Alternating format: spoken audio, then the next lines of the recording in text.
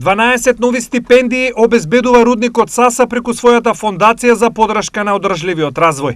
8 од овие стипендии се за запишани во прва година на Факултетот за природни и технички науки при УГД Штип.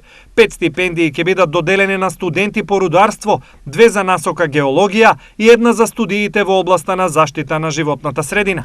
Дополнително САСА обезбедува и 4 стипендии за постдипломски студии на Градежниот факултет Свети Кирил и Методи во Скопје и тие се однесуваат на студиски програми за хидротехника и геотехничко инженерство. Со големо задоволство продолжуваме да ги поддржуваме студентите кои го усовршуваат своето образование и знаење во области кои се релевантни за нашите операции во САСА.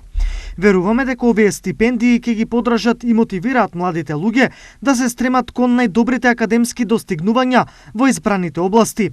Од вработените во САСА, 99% се македонски граѓани, а 90% од нив се од македонска каменица.